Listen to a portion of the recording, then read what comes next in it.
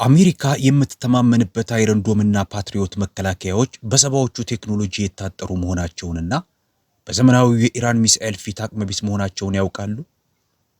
የቀድሞው የተመድ የጦር መሳሪያ ተቆጣጣሪ ስኮት ሪተር ዋይት ሃውስ ሊደብቀው የሞከረውን አስደንጋጭ እውነታ ይፋ ያደርጋል። ትራምፕ ጦርነቱን ከመጀመሩ በፊት ሽንፈቱ አይቀሬ መሆኑ ተነግሮት ነበር። ታዲያ ለምን ወደ ጥፋት አመራ? ስኮት ሪተር የአሜሪካ መካከለኛው ምስራቅ የመልቀቅ ዕጣ ፈንታና ትራምፕ ሽንፈቱን ወደ ድል ለመቀየር የሚጠቀምበትን አደገኛ ስልት ይተነትናል። ወደ ቀጣዩ ክፍል ከመሄዳችን በፊት ግን ቪዲዮውን ላይክ ማድረግና ለቻናሉ አዲስ ከሆኑ ደግሞ ሰብስክራይብ ማድረግ እንዳይረሱ። እንዲሁም ይህንን ቪዲዮ ከየትኛው የዓለም ክፍል እየተከታተላችሁ እንደሆነ ኮሜንት ላይ አጋሩን። Well, everyone, we're very honored to welcome back to the podcast Mr. Scott Ritter. Scott is one of the best geopolitical analysts that you can follow. ደህና ሁላችሁም እንኳን ደህና መጣችሁ። ሚስተር ስኮት ሪተርን በድጋሚ በፖድካስታችን ላይ በማግኘታችን ትልቅ ክብር ይሰማናል። ስኮት ልትከታተሏቸው ከሚገቡ ምርጥ የጂኦፖለቲካ ተንታኞች አንዱ ነው። ስኮት ለአንተና ለተመልካቾቻችን አንድ አስገራሚ እውነታ ልንገራችሁ። ከጥቂት ዓመታት በፊት ስለ እስራኤልና ፍልስጤም ግጭት ለመናገር በዚህ ቻናል ላይ ቀርበው የነበረው ቪዲዮ ከ3.5 ሚሊዮን በላይ እይታዎችን በማግኘት የቻናላችን ቀዳሚው ተመልካች ያለው ቪዲዮ ነው። አሁን ደግሞ በድጋሚ ስቱዲዮ ውስጥ አግኝተን ስለ ኢራን ግጭት ያለህን የቅርብ ጊዜ እይታ እንድታካፍለን በመጋበዛችን በጣም ደስ ብሎኛል። ስኮት ወደ ፕሮግራሙ እንኳን ደህና መጣ። Scott, welcome back to the show. Thank you very much. You put a lot of pressure on me now, but let's see what we can do. እጅግ በጣም አመሰግናለሁ። አሁን ትልቅ ጫና ውስጥ የከተትከኝ ይመስለኛል። ግን እስቲ የምንችለውን እናድርግ። Oh, no, I mean, honestly, we just want to hear, your insights. And, Scott, we're going to go ahead and start right there because I think it's very much understood that በፍጹም እኛ የምንፈልገው ያንተን ጥልቅ እይታ መስማት ብቻ ነው። ስኮት በቀጥታ ከዚያው እንጀምር። ይህ የእስራኤል ጦርነት እንደሆነ በግልጽ የታወቀ ይመስለኛል። በመጨረሻም በእስራኤል ምክንያት ወደ ጦርነት የሚገባ የአሜሪካ ፕሬዝዳንት አግኝተዋል። የኔ የመጀመሪያ ጥያቄ እስራኤል ወታደራዊ የበላይነት ይኖረኛል ብላ ስትጠብቅ ነበረ።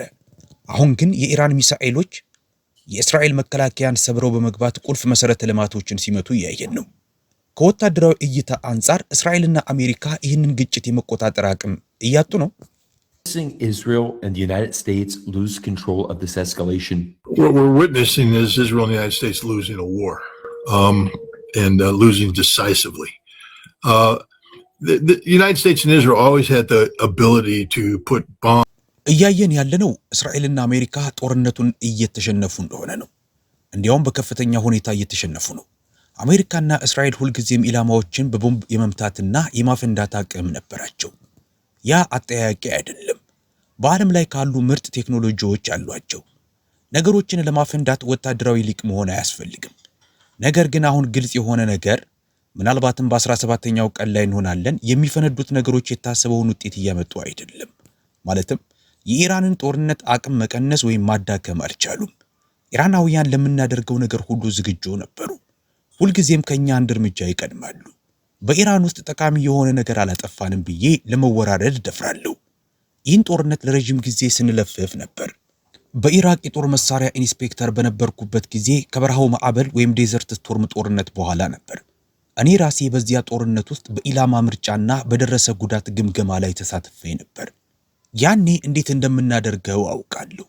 የጥቃቱን ምስሎች ተመልክተን የፈለግነው ህንጻ ጥግ ላይ ቀዳዳ አለው ብለን እንጠይቃለን። አዎ አለው።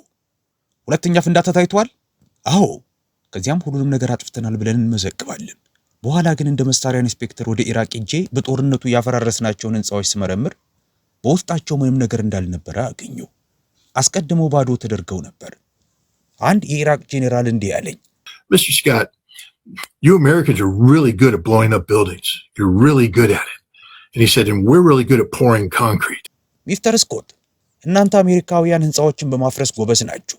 እኛ ደግሞ ኮንክሪት በማፍሰስ ጎበዝ ነን። ልዩነቱ እናንተ ህንጻ ስታፈርሱ ምንም ነገር የለም። የኛ ኮንክሪት ሲደርቅ ግን ዕቃዎቻችንን መልሰን ስራ እንጀምራለን።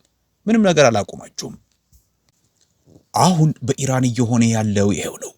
አሜሪካ ጦርነት ሊጀመር እንደሚችል እየዛተች የአውሮፕላን ተሸካሚ መርከቦችን እያንቀሳቀሰች ኢራናውያን ውድ የሆኑ የጦር መሳሪያ ማምረቻ ማሽኖቻቸውን በሚታወቁ ፋብሪካዎች ውስጥ ተተዋል ብላችሁ ካሰባችሁ ተሳስታችኋል። እነዚህ ህንጻዎች ባዶ ናቸው። ስለዚህ ውጤት እያመጣን አይደለም። ይህ ማለት ኢራን ከዚህ ግጭት የምታገግምበት ፍጥነት ከማንም ግምት በላይ ፈጣን ይሆናል ማለት ነው።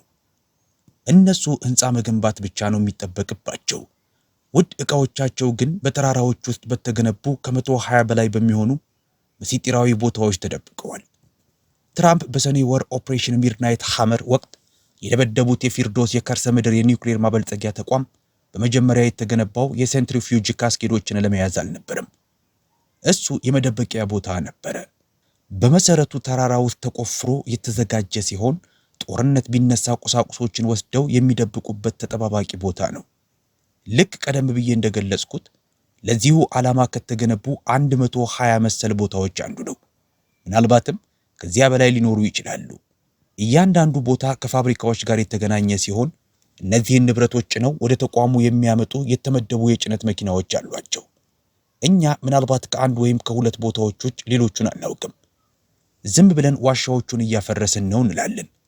ይህ ዝም ብሎ የሚነገር የውሸት መፈክር ነው። እሺ፣ የማምረቻ መሳሪያዎች ያሉበትን ዋሻ አፈረስን እንበል። መሳሪያዎቹ ግን እዚያው ናቸው። አንድ ቀን ዋሻው ተቆፍሮ መሳሪያዎቹ መልሰው ስራ ላይ ይውላሉ። እኛ እያደረግንን ብለን የምናስበውን ነገር እያደረግን አይደለም። የባላስቲክ ሚሳኤሎቻቸው እንዳይተኩሱ ማገድ አልቻልንም። ምክንያቱም በየቀኑ እየተኮሱ ውጤት እያሳዩ ነው። ስለዚህ ይህ ያቀድነው ዘመቻ እኛን የጦር ወንጀለኛ ከማስበል ባለፈ ያመጣው ውጤት የለም። በመጀመሪያው ቀን አሊ ኻሜኔን በ6 ሚሳኤሎች መግደላችን ግድያ ነው። ስኮት፣ እሱ እኮ የጦር አመራር ኢላማ ነው ትሉኝ ይሆናል። ይህ የሚሆነው ግን ህጋዊ ጦርነት ውስጥ ከሆነን ብቻ ነው። ጦርነት ያወጀው ማን ነው? ኮንግረስ በዚህ ጉዳይ ላይ አልተሳተፈም። ፕሬዝዳንቱ የተባበሩት መንግስታት የጸጥታው ምክር ቤት ምዕራፍ 7 ውሳኔ እንዲያስተላልፍ አድርገዋል። ስኮት፣ ይህ ህግ አይሰራም ለምትሉኝ፣ ይህ እኮ ህገ መንግስት ነው። አሜሪካውያን ስለ ህገ መንግስታቸው በሚገባ ያውቃሉ ብዬ ማመን እፈልጋለሁ። ነገር ግን የህገ መንግስቱ የበላይነት አንቀጽ ሱፐርማሲ ክላውዝ እንደሚለው ፕሬዝዳንቱ ስምምነት ፈርመው በሴኔት ከ2/3 በላይ ድምፅ ከጸደቀ ያ ስምምነት የሀገሪቱ የበላይ ህግ ይሆናል። ብትወዱትም ብትጠሉትም ይህ ህገ መንግስት ነው።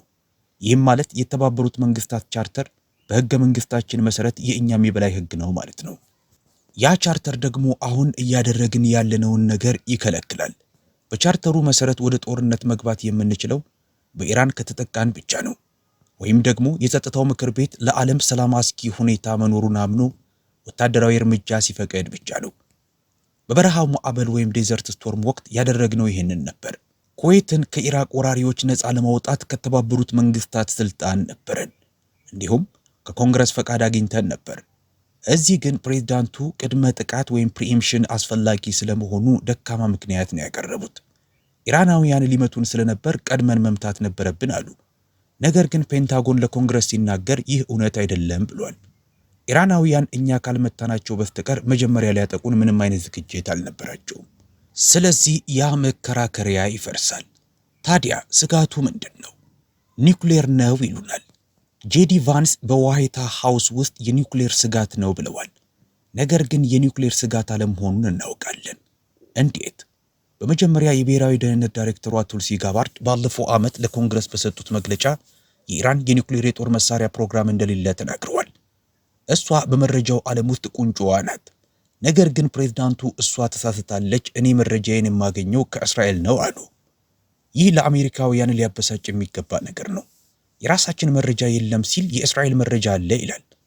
እስራኤላውያን በ2004 የውሸት ሰነዶችን ለዓለም አቀፉ የኒውክሌር ኤጀንሲ IAEA አቅርበው እንደነበረ እናውቃለን። በ2018ም ለፕሬዝዳንት ትራምፕ ያቀረቡት ሰነድ በ2004 ሊሸጡልን የሞከሩት ያው የውሸት ሰነድ ነበር። ነገር ግን በዚህ ጊዜ ጭንቅላታቸውን አዎ ብለው የሚነቀንቁ ፕሬዝዳንት አገኙና ከኒውክሌር ስምምነቱ ወጣን። ምንም አይነት የኒውክሌር ጦር መሳሪያ ፕሮግራም እንደሌለ እናውቃለን። ስቲቭ ዊትኮፍ እና ጃሬድ ኩሽነርም ቢሆኑ ይህንኑ ተናግረዋል።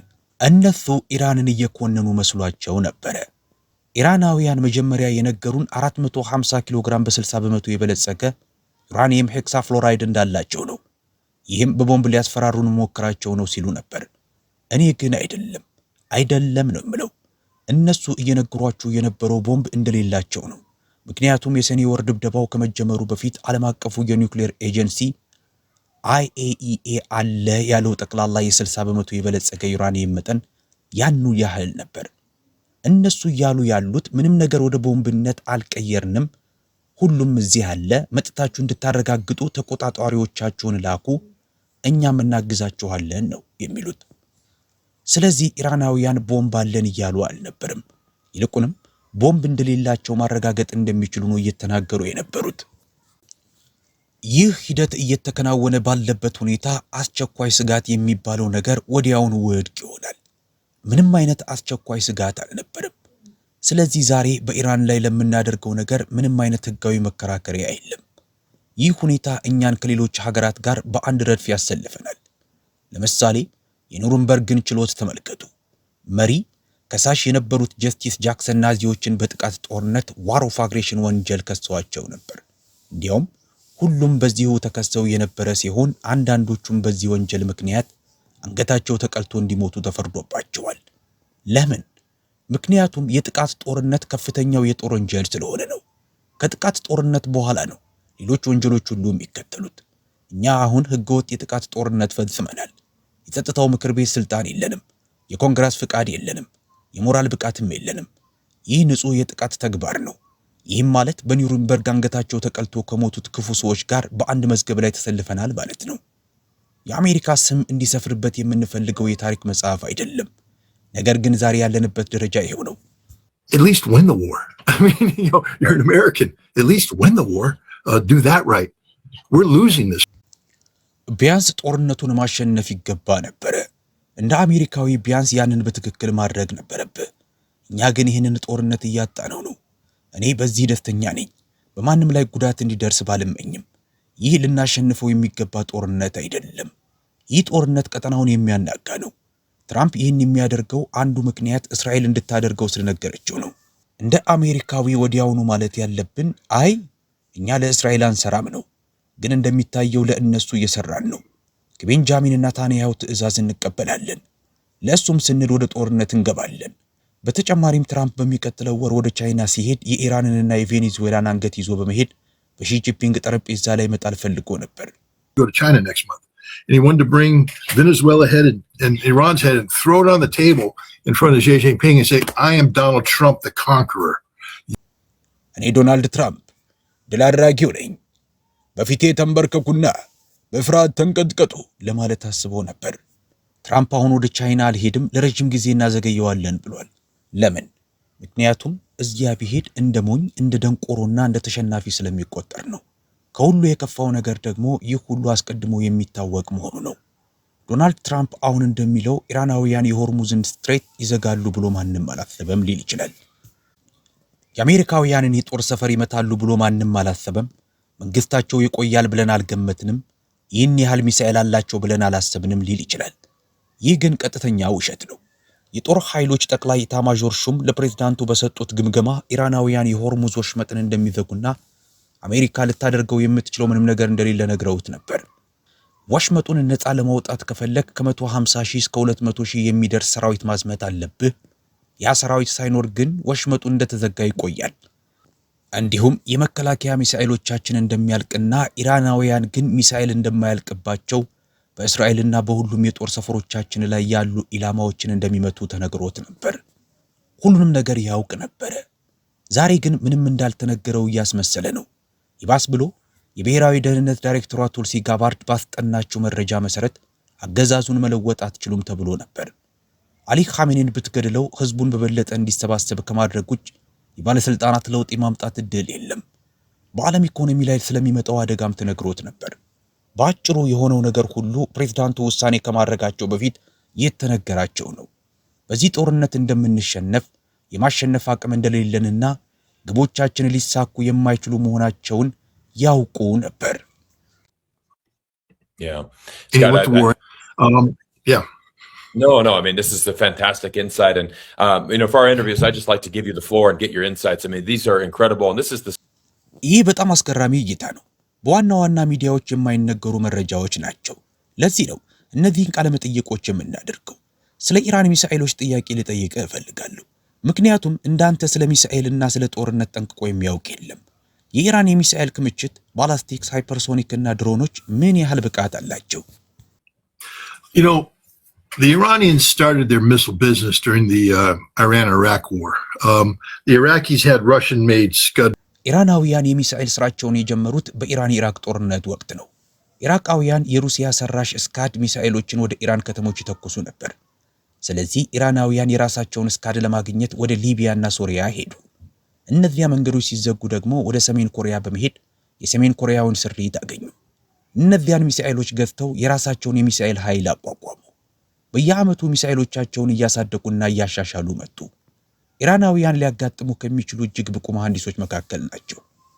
አንድ የዓለም አቀፍ የኒውክሌር ኤጀንሲ ተቆጣጣሪ እንዲህ ብሎኝ ነበር። ስካት፣ ልታውቅ የሚገባው ነገር እያነጋገርን ያለነው በከፍተኛ ደረጃ የሰለጠኑ የኒውክሌር ሳይንቲስቶችን ነው። ኢራን በኒውክሌር መስክ በዓለም አቀፍ ደረጃ በሊቃውንት የታዩ ፒር ሪቪውድ የዶክትሬት ጥናቶች ያሏቸው ሳይንቲስቶች ቁጥር ከማንኛውም ሀገር ይበልጣል። እነዚህ በዓለም ላይ ካሉ ምርጥ ሳይንቲስቶች መካከል ናቸው። በሊቃውንት የታዩ ወይም ፒር ሪቪውድ ሲባል በኢራን ውስጥ ብቻ ማለት አይደለም። በአውሮፓና በአሜሪካ ባሉ ታዋቂ ሰዎች ዘንድ ቀርበው ተቀባይነት ያገኙ ጥናቶች ማለት ነው። እነዚህ ሰዎች በዓለም ላይ ካሉ ምርጥ ሳይንቲስቶች መካከል ናቸው። ስለዚህ አንድን ነገር መልሰው ሲሰሩ ወይም ሪቨርስ ኢንጂኒር ወዲያውኑ እንዴት እንደሚያሻሽሉት ነው የሚያስቡት። የፈሳሽ ሞተርን አሰራር፣ አቅጣጫ መቆጣጠሪያውንና የቅርጽ ዲዛይኑን እንዴት ማሻሻል እንደሚቻል ያውቃሉ። ባለፉት ዓመታት አንዱን ሚሳኤል በሌላ የተሻለ ሚሳኤል እየተኩ በየጊዜው ሲያሻሽሉ ቆይተዋል። አሁን ከእስራኤል ጋር ጦርነት ውስጥ ሊገቡ የሚችሉበት ደረጃ ላይ ሲደርሱ ሚሳኤሎቻቸው አራተኛ ትውልድ ላይ ደርሰዋል። ከ20 ዓመታት በፊት ብዙ የፈሳሽ ነዳጅ ሚሳኤሎችን ሰርተው ነበር። ከዚያም አሻሽሏቸው። በመቀጠልም ወደ ጠንካራ የሮኬት ነዳጅ ወይም ሶሊድ ሮኬት ፕሮፔለንትና አቅጣጫቸውን ወደሚቀይሩ የጦር ግንባሮች ማኑቬሪንግ ዋርሄድስ ተሸጋገሩ። ነገር ግን ይህ ጦርነት ሲጀመር ኢራናውያን ዝም ብለው የ20 ዓመት ዕድሜ ያላቸውን የቆዩ ሚሳኤሎቻቸውን ነው የተኮሱት። እነዚህ የቆዩ ሚሳኤሎች የአየር መከላከያ ዘዴዎችን በማጨናነቅ ብዙዎቹን አልፈው መግባት ችለዋል። ሰዎች ለምንድነው ተኩሱን የማይቀጥሉበት ይላሉ። ምክንያቱም እነዚህን ሚሳኤሎች አይፈልጓቸውም። እነዚህ የቆዩ ሚሳኤሎች የእኛን ውድ የባላስቲክ ሚሳኤል መቃወሚያዎች ለማስጨረስ ብቻ ነው ያገለገሉት። እነሱ የሚፈልጓቸው አሁን ያላቸውን ዘመናዊ ሚሳኤሎች ነው። ጠንካራ የሮኬት ነዳጅ ማለት በጣም ፈጣን ማለት ነው። አሁን ኢራናውያን የራሳቸውን ነዳጅ ስላበለጸጉ ሚሳኤሉን እንደ ጥይት ካርትሬጅ ሞልተው ማዘጋጀት ይችላሉ። አንዴ ነዳጁ ከተሞላ ወይም ነዳጁ መፍሰስና ሚሳኤሉ መታደስ አለበት፣ አለበለዚያ ጥቅም ላይ መዋል አለበት። ስለዚህ ቀውስ እንደሚመጣ ካሰቡ እነዚህን ሚሳኤሎች እንደ ዝግጁ ጥይት ነዳጅ ሞልተው ያዘጋጇቸዋል። ይህም ማለት ወዲያውኑ ወደ ማስወንጨፊያው ተጭነው ይተኮሳሉ ማለት ነው። ቀደም ሲል ባዶ ሚሳኤል አውጥተህ ኦክሲዳይዘርና ነዳጅ መሙላት ነበረብህ። ያ ደግሞ ጊዜ ይወስዳል። ሜዳ ላይ ስለምትቆምም ጥቃት ሊሰነዘርብህ ይችላል። አሁን ግን ያንን ችግር ቀርፈውታል። ነገር ግን ጠንካራ ነዳጅ ወይም ሶሊድ ማለት በጭራሽ ነዳጅ መሙላት አያስፈልግህም ማለት ነው። ዝም ብለህ አውጥተህ ተኩሰዋለህ። በሁለት ደረጃ የሚሰሩና ረጅም ርቀት የሚጓዙ ናቸው። በአዳዲስ የጦር ግንባሮች ላይም ሰርተዋል። የጦር ግንባሮቻቸው ዲኮይ ወይም አታላይ ቁሳቁሶችን ይጠቀማሉ። ሰዎች ሰማይ ላይ የሚታየውን ያንን የብርሃን ትርኢት ቆም ብለው ሊያስተውሉት ይገባል። ምክንያቱም የሚታየው ሚሳኤል መጥቶ ባስ የተባለውን ክፍል ሲለቅ ነው። ይህ ባስ የጦር ግንባሩንና አታላይ ቁሳቁሶችን የያዘ ነው። አታላይ ቁሳቁሶቹ ሲሰማሩ ታያለ። ዓላማቸውም ግልጽ ነው። ወደፊት ይወነጨፋሉ። ከዚያም አይረን ዶም እየመጣ እነሱን መምታት ይጀምራል። በዚህ ጊዜ የመጀመሪያው የመቃወሚያ ሚሳኤል ማዕበል በአታላዮቹ ይባክናል። በመቀጠልም ትክክለኛዎቹ የጦር ግንባሮች በተወሰነ ፍጥነት ይለቀቃሉ።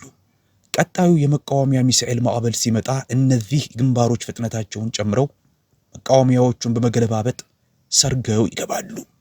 መቃወሚያ ሚሳኤል ማለት ጥይትን በጥይት የመምታት ያህል ጥንቃቄ የሚፈልግ ስራ ነው። ስለዚህ ሚሳኤሉ ጥቂት ነጠል ካለ መቃወሚያው ይስተዋል። እነዚህ ሚሳኤሎች በስክሪን ላይ እንደምናየው ሳይሆን በተለያዩ አቅጣጫዎች እየተወዛወዙ በመቃወሚያዎቹ መካከል ሰርገው በመግባት ኢላማቸውን ብም አድርገው ይመታሉ። የሚጠቀሙት የአቅጣጫ መቆጣጠሪያ ዘዴ ጋይደንስ ሲስተም አስገራሚ ነው። ሁሉም ሰው የምዕራባውያንን ቴክኖሎጂ ይሰርቃሉ። ጂፒኤስ ካቋረጥንባቸው ይቆማሉ ይላሉ።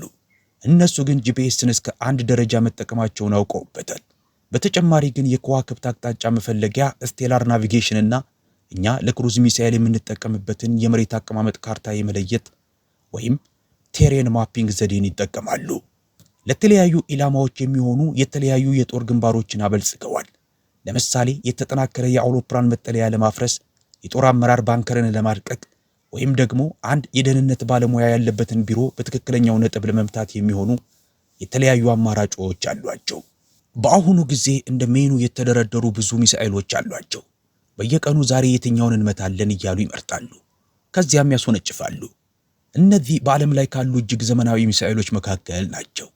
ለምሳሌ አርክኒክ የሚባለው የሚጠቀስ ነው። ኢራናውያን የራሳቸው የሆነ የአርክኒክ ስሪት አላቸው። የጦር ግንባሩ በሃይፐርሶኒክ ፍጥነት የሚመጣና አካባቢውን ድምጥማጡን የሚያጠፋ ነው። ስለዚህ ኢራን በዓለም ላይ ካሉ እጅግ የላቁ የባላስቲክ ሚሳኤል ፕሮግራሞች አንዱ አላት። እኛ ግን በጣም ወደ ኋላ ቀርተናል። ለሰዎች ማስታወስ የሚፈልገው በውጭ ያለው ፓትሪዮት 3 ሚሳኤል መቃወሚያ ምንም ነገር እየመታ ለመሆኑን ነው። The Patriot 3 missile system out there isn't shooting anything down. It shot down some of the old missiles. But it's a system that's linked to 1970s technology. አንዳንድ የቆዩ ሚሳኤሎችን መትቶ ይሆናል።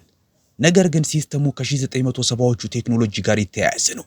የፓትሪዮትን ታሪክ ብታጠኑ ቀደም ሲል ናይኪ ሄርኩለስ፣ ስፕሪንት እና ስፓርታን የሚባሉ በሚሳኤል መቃወሚያነት የሚያገለግሉ ራዳሮች ነበሩ። ራይቲዮንና ሌሎች ኩባንያዎች እነዚህን ሲስተሞች በከፍተኛ ወጪ ገነቧቸው። ነገር ግን በኋላ የኤቢኤም ስምምነት ስንፈርም ይህንን አንሰራም አልን። እነሱም ታዲያ ይህን ሁሉ ቴክኖሎጂ ምን እናደርገው ብለው ጠየቁ። በዚህ ጊዜ አንድ ሰው ወደ ጦር ሰራዊቱ ሄዶ ለጦር ሜዳ የሚሆን የሚሳኤል መቃወሚያ እንድንገነባ ለምን አትጠይቁንም አላቸው። ሰራዊቱም እሺ እንጠይቃችኋለን አለ። ኩባንያዎቹም ያለንን ቴክኖሎጂ ወስደን እናሻሽለዋለን አሉ። ልታውቁ የሚገባው ነገር የሰባዎቹን ቴክኖሎጂ ወስደን እያሻሻል ነው መሆኑን ነው። ይህም ማለት የሰባዎቹ ቴክኖሎጂ የተሰራው የሰባዎቹን ሚሳኤል ለመምታት ነው ማለት ነው።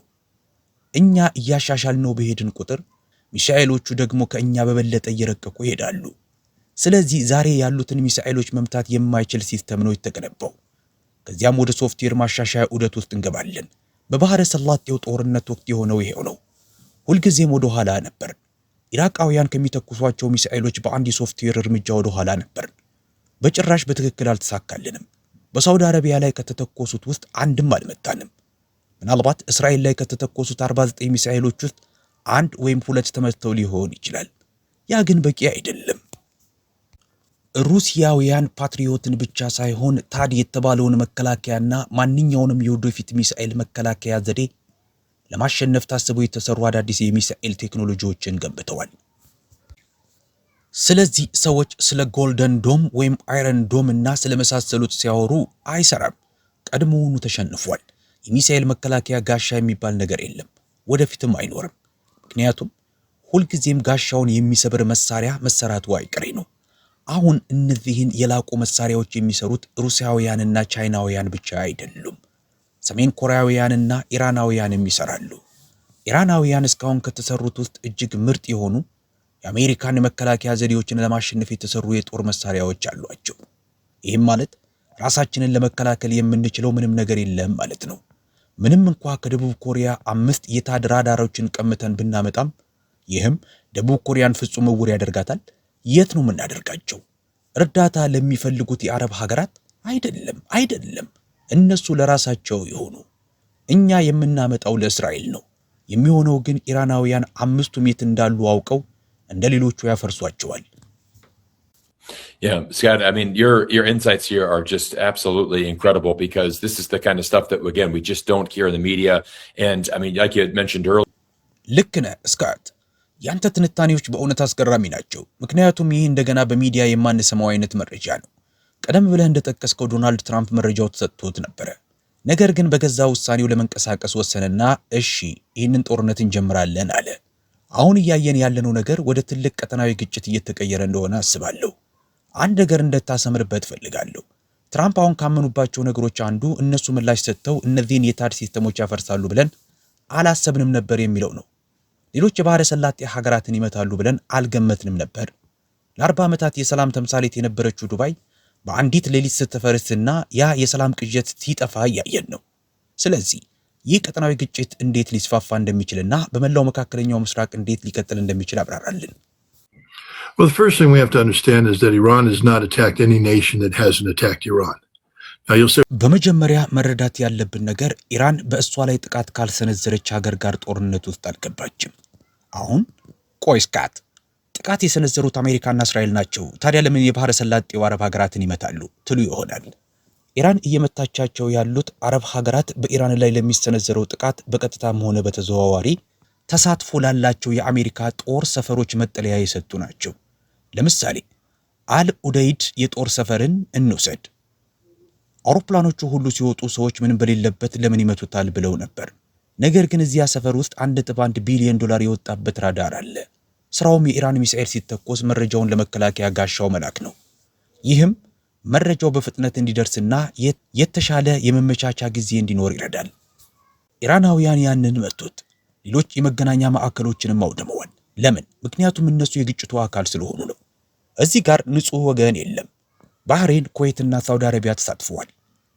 ሳውዲዎች ምንም ግንኙነት እንደሌላቸው ለመምሰል ቢሞክሩም የአየር ክልላቸው በኤፍ-16 በኤፍ-15 እና በነዳጅ ጫኝ አውሮፕላኖች ተሞልቷል።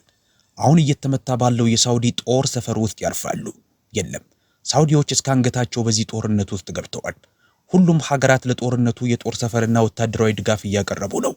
ይህም የግጭቱን ንቁ ተሳታፊ ያደርጋቸዋል። ኢራናውያንም ኢላማ እያደረጓቸውና በብዙ አጋጣሚዎች እየቀጧቸው ነው። የተባበሩት አረብ ኤሚሬትስ ከእንግዲህ ወዲያ እንደ ቀድሞዋ አትሆንም።